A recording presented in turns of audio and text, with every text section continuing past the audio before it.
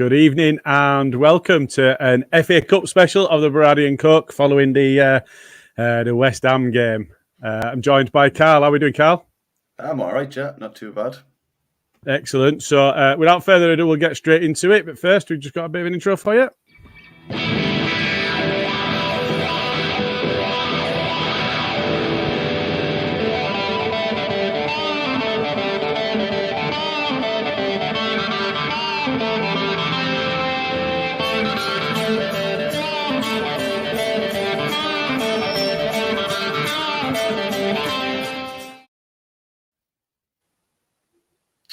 And just as a follow-up, we've just got a little something that you might recognise. We're in London. That's the fucking difference. Which I think pretty much sums it up. I mean, we could just about end it there, really. That sums up today, doesn't it? Yeah, if you were looking for a brief summary of how the day went, that's it.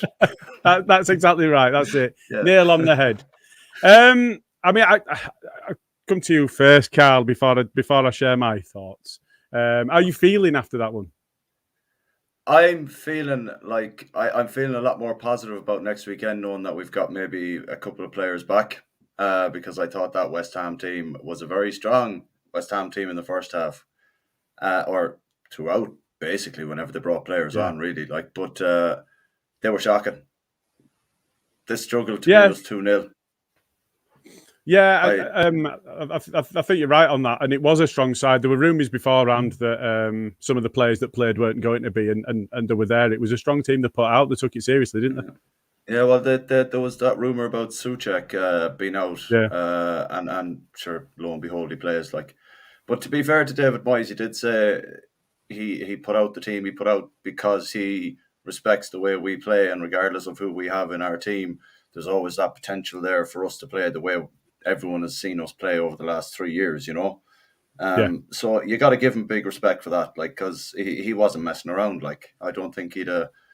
I think regardless of who we played today, he was always going to put out a good team, because he's mentioned in the press recently that, you know, he looks at Bielsa and he admires him quite a bit. So if you admire someone, you show them the respect that they deserve as well, and vice versa, and put out the strongest team that he felt he could get away with. Yeah, so I'm going to ask you the sticky questions first, and we'll get the shite out of the way, and then we'll see if we can pull out the positives. So, refereeing performance, you know, we've got to talk about it. We can't get away from it. So we'll start off with their goal. The first one. Yeah, the initial goal, and the offside that never was. What were your take? Initially, I thought maybe Antonio was offside, but then looking at the replay, it was clearly Bowen that was offside. So, well, it was both of them that were offside. They were both in offside position. Further forward for the obvious offside, and just I don't know how they looked at it, because even if they say that Lanzini got another touch on it and put it onto Meslier, and then that brought in the second phase of play, so it was okay to carry on. But Bowen still runs in Meslier's line of sight in an offside position, even if Lanzini gets that second touch. So he's technically offside twice. So I don't understand where the fuck they've got this decision where it's no, he's not interfering with play. He runs in the line of sight of a keeper. It's not even that. It's not even that, because I think the line of sight piece is always a little bit one way or another. He's challenging for the ball. He's trying to get to the ball, and that makes him active. Yeah. So regardless of line of sight, and regardless of, he doesn't even need to get a touch on the ball. He becomes active when he's involving himself in play, and by trying to get to the ball, that's exactly what he was doing. Yeah, I think I put a screenshot. Someone posted it on Twitter, but I put a screenshot in the group where you can literally look at him and his eyes are on the ball, going for the ball, and you're like, how do you look at that still frame and still call it onside? It's again the opening thing, you put up a Warnock there, so it's fucking London, isn't it? Exactly that. You know, somebody I watched it in the pub, and somebody turned to me and said, "Would that be given against Liverpool?" Absolutely no chance. No chance do Liverpool come on the wrong side of that decision. And because you know that that's the fact. And on the way back, I was listening to Radio Leeds, and Simon Walton was their guest today. And so I heard him at half-time and heard him at full-time. And at half-time, he was absolutely spitting feathers. He really was. Yeah. And then at full-time, it was very much not only do refs really, really, really need to be accountable for their decision making. You know, if you've got a player that's regularly making poor decision making on the pitch means you get dropped. Poor decision making from a coach, from the manager, means that they lose their job. You know, it's a cutthroat business at that level. They lose their job. If a referee continually makes poor decisions, bearing in mind we're not even talking about the referee and the linesman here, or the assistant referees, whatever they are now. Where actually there was always that thing of they can't see everything, they can't get it right all of the time. They only see it when it happens, and they see it live, and calls get made wrong. And yes, there's a frustration there in that you know that it was one way and not the other, and the replays show that. It's even worse when it goes to VAR and it's so immediately obvious. And even the commentary, the commentators do not typically like Leeds. And the commentary team was saying, yeah, I mean, it's blatantly offside. This is not going to be given. Going to be back to... Oh, it's been given. And it was like that. So it beggars belief. Like, we've discussed VAR on the main pod on many an occasion. Like, and I made the joke with Adam there on the Berardi and Coke after the Burnley game that we need to bring in referees from different countries. We need to have an international referee swap where you bring in, referees from France to ref Premier League games because they've no allegiance to any football team. There's no bullshit. They come in and, I know it is just a, pie in the sky idea, but the way their standard is at the moment, and they're looking at video and they're clearly looking at the same thing we're looking at. We can see it and they can't. It just makes them redundant now at this stage. It does. And I think is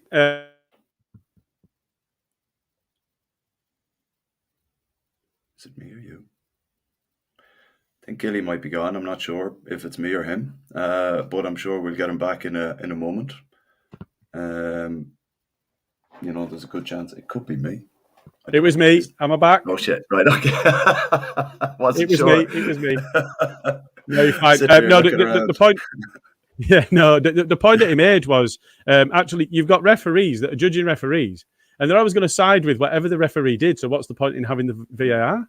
So it's almost you have people that have been in the game, and it's not digging out the refs. Actually, it's making sure we're getting the right decisions. And I don't know how often you've been able to see Ref Watch, but when they're on Sky and when they're on BT after the games or during the games and they're asked for their input, invariably they come back and say, yeah, I can see why he's made that decision. And they won't say that you got it wrong, even though they're not active refs anymore. Now, I don't know if you saw Halsey on Twitter, but he's right. I think he was the former head of the PGMOL, not just an ex-ref, wasn't he? He was a former head. And he's come out and said it's offside.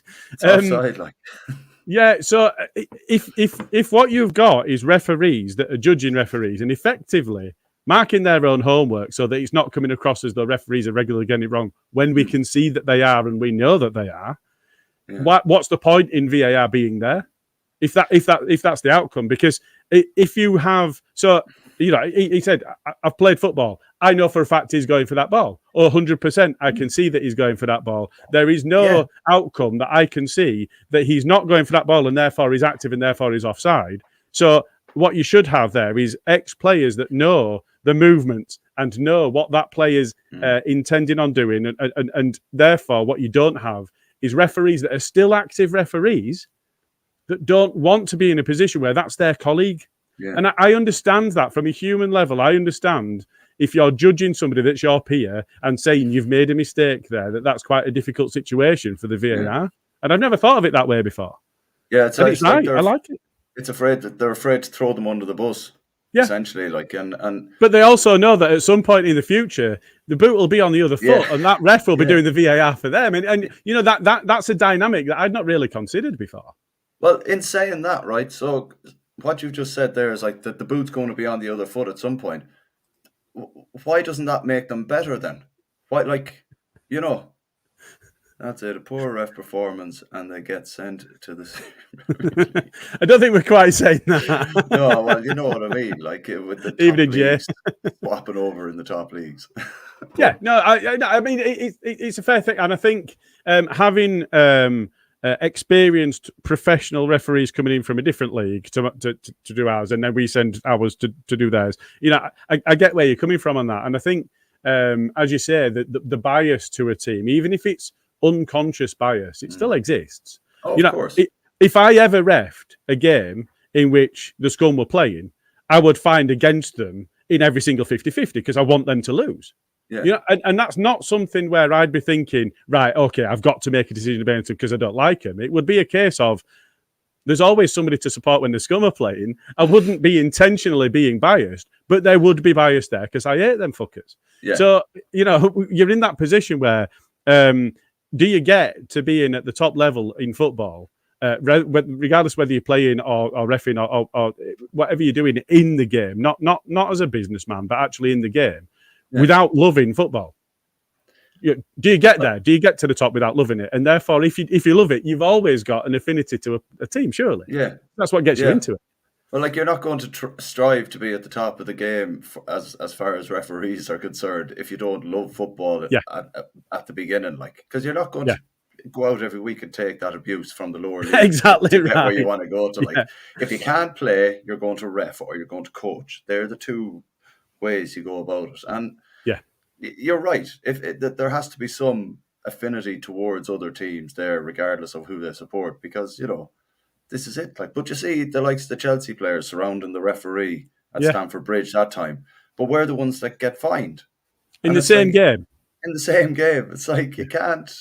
That's the thing. Like, they do favour bigger teams, but you get other clubs then online going, "Oh, you're only saying it and whining because of this decision." But the decisions are far more regular than they aren't, you know. So everyone's going to come to that conclusion at some point. Like, but you know, their job is hard enough. But I think they should be, with decisions like today, I think at least the VAR referee should have come down, explained his decision, and you know, put everyone at ease, going, well, this is what I thought, because they're not held accountable. And I know we're meant to be talking about the game and all that, but it is a pivotal part in the game. Oh, absolutely, absolutely. I mean, we're still on that first decision as well, and there's another one to come yet. Well, this is the thing. You know, so I just saying, Evening Bremner's go. So just his input is Evening Gents, robbed again. Not bothered though. 5 games less to risk injuries, and you know that's right. Yeah. But yeah, just to come on to the next element, because you know we've been on it over 10 minutes already, just about. But you know the handball incident as well. You've got somebody doing the funky chicken, and it's not given, and it's like, how can that not be in an unnatural position? And it's on his bicep.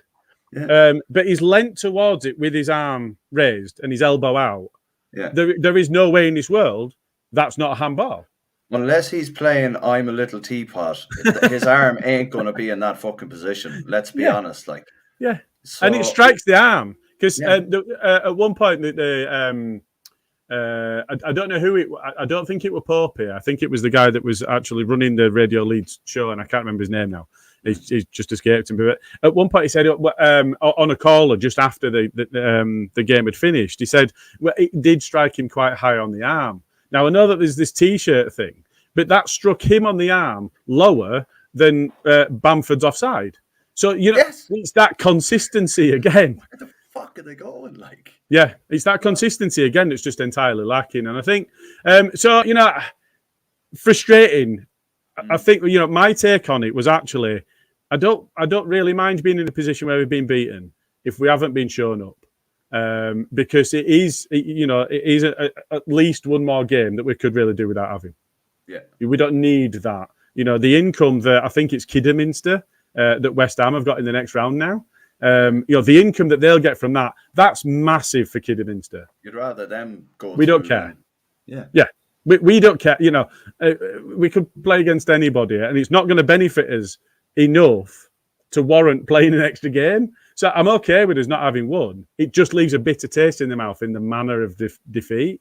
If you think that their first goal shouldn't have stood, we should have had a penalty, which you don't definitely score, but Rafinha's good at it. Yeah. And then you've got a goal that's scored from a breakaway, whereas we wouldn't have overcommitted with Melia going up and all of that stuff.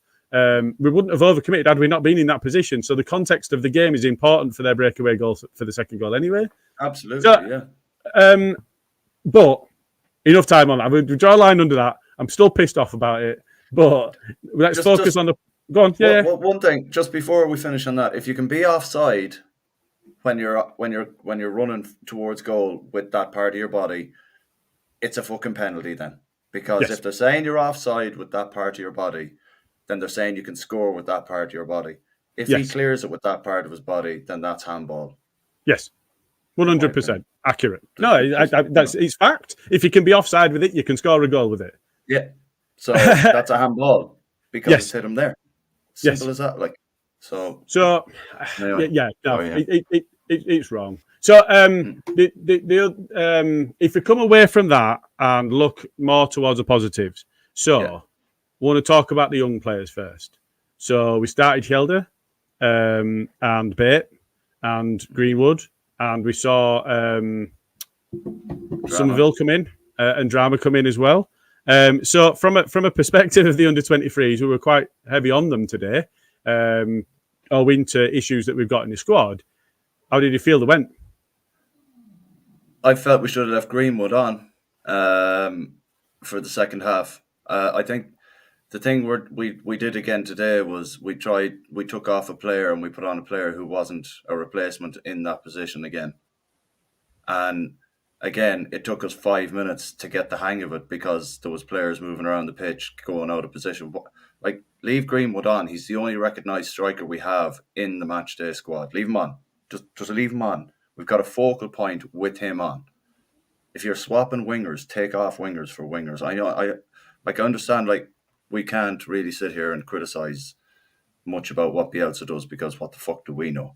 But when you can see that if you take off a winger and you replace it with a fresh winger, you can start, running that particular channel a little bit more with fresh legs. But the team isn't disjointed because the winger has gone playing up front.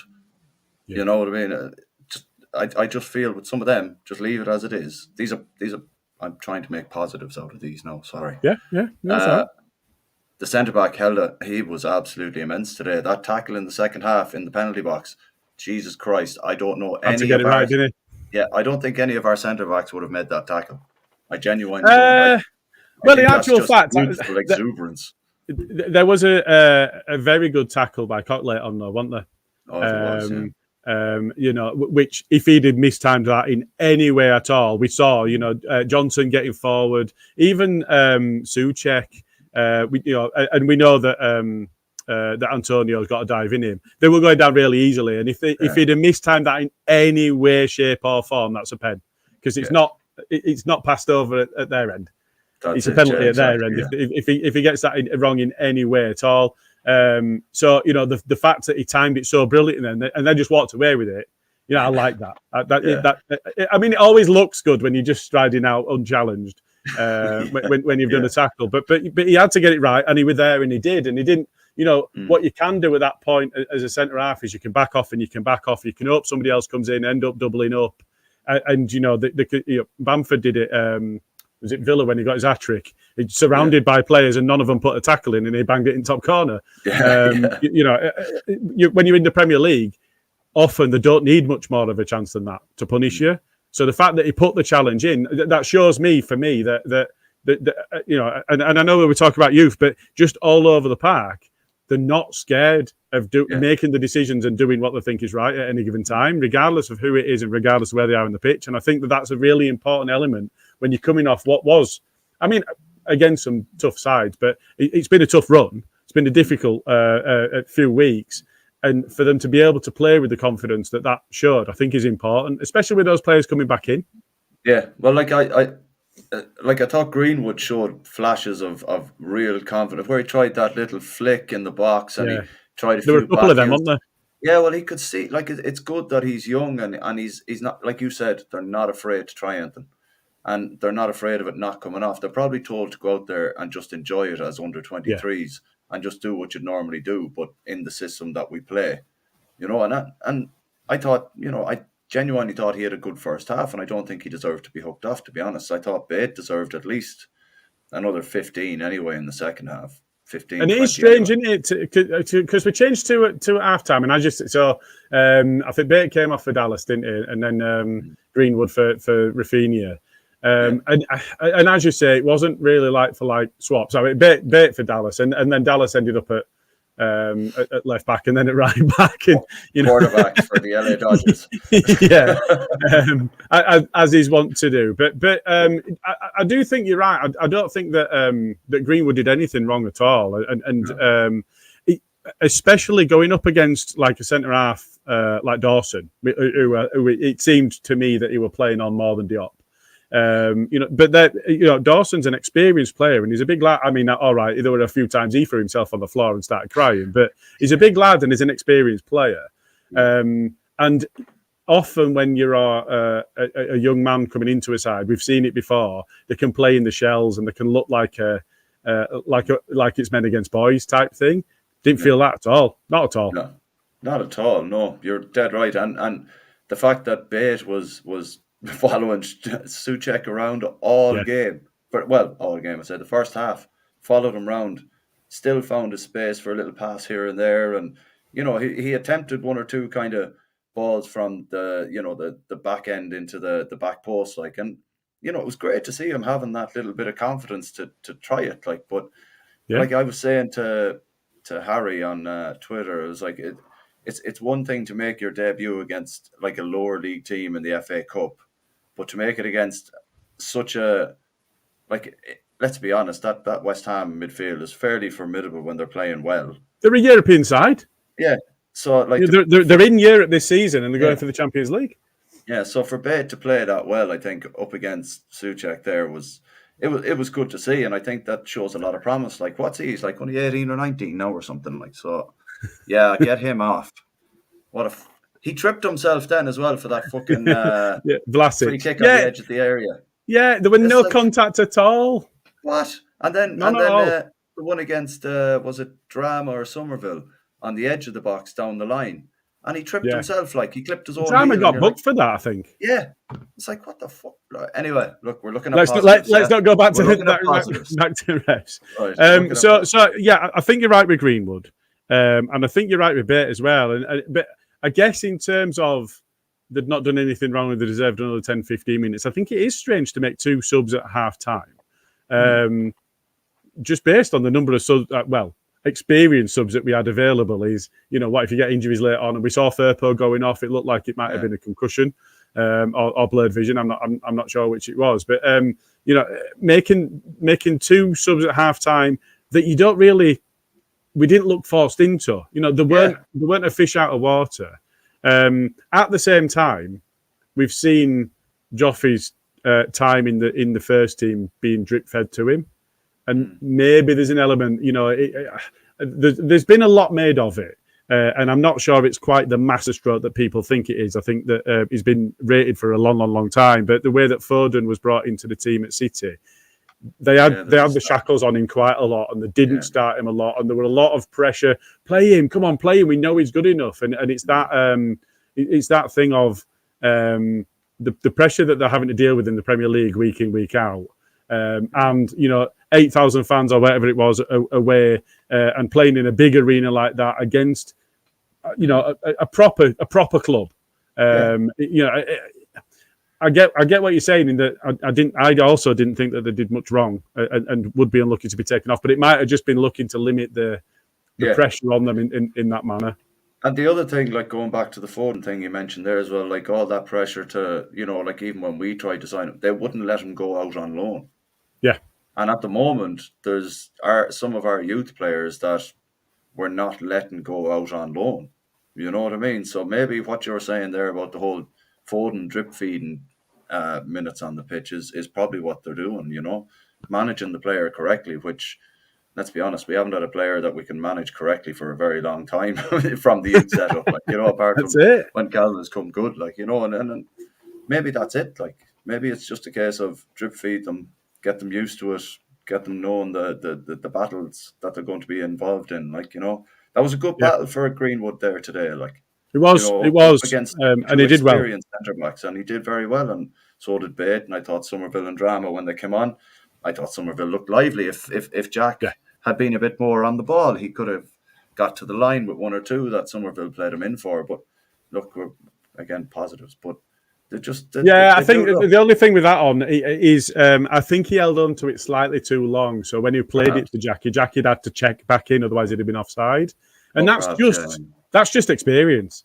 What he'd done is he'd got himself into a position, he'd got himself the ball, he was in the box, he looked dangerous, and then he picked a pass. And the pass was right if it came, 2 seconds too late. But like I say, that just comes with experience. That's just a balance of understanding. It's getting in a position. But the great thing about it was the next time he had an opportunity, he got on the ball and around the defenders again. And that's really what you need. And if you, I mean, I'm not equating it at all, but if you hark back to our Champions League days, what we had was a fresh young squad that played without fear, and that's the one thing that O'Leary did really well, is getting them out there, expressing themselves and playing without fear, and that's what really carried us through games and through competitions. And I think that if the young players coming through can really emulate that, there's definitely the talent there. You can see that there's a talent there, and you can see that they're rated. And I think, it might just be limiting that amount of opportunity, so you're also limiting the pressure. But I thought they played well. They've done themselves a lot of favours moving forward. Anyway, that's definitely something they did. And you can see that his first start. And you can see that the recruitment that the club have been doing into the under-23s has been with this in mind. I guess the one thing to say on that is, we're in a really difficult spot in the transfer market now. So I know that we brought in Alfonso, wasn't it? I wanted to say Fernandez, but that's not right. Fernandez, I think it might be. Somewhat along those lines, anyway. And we're in for another one from Barca because I think he's only 18, and we're in for a 22-year-old from Barca that's a forward as well. But the thing is, we're bringing too many forwards, and you've got Greenwood, you've got Gelart, and then you've got Bamford, and you've got Rodrigo, and then you've got Tyler, all of whom want to play there. Now, Tyler, you can potentially drop out, and Rodrigo, you could potentially drop out because they play slightly further back. Yeah. But then you've got others coming through like Dean and Greenwood and so on, and you limit their opportunities if you buy in more first-team players. So there is a difficult balance. We're in a difficult position at the moment in terms of squad and available players. But how often are we going to be in this position where you've got 4 of your first-team strikers out? It's unusual. Yeah, like that. There's very little teams that you'll see where their 4 main strikers are currently out injured. Like that's a once off. Like, but we seem to manage it. I think it's still called doing the Leeds, is it?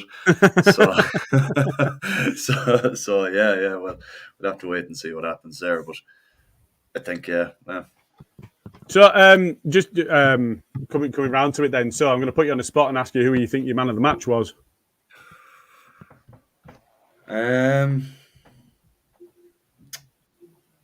That's a tough one. Like, it's like I don't think there was many standout performances, but I thought Helder played very well for his first start at centre back. Yeah. Very accomplished. Got to 75 minutes before he got taken off. That's a good sign. Yeah. Clicky, he was good today. He had a few stray passes here and there, but again, I'm sure if you check the stats, he's probably right up there with passes forward and chances in the box created and stuff like that again as well, so he actually had some pelters through the week, and it were only after the game, because anonymous is the wrong word, but it were one of those where, because we talked about watching him before. If you watch him, you see the game, but if you watch the game, you don't really notice him. It were only afterwards I realised that he'd broken the record for the number of goal scoring chances created under Bielsa since Bielsa joined Leeds. In one game, seven goal scoring chances.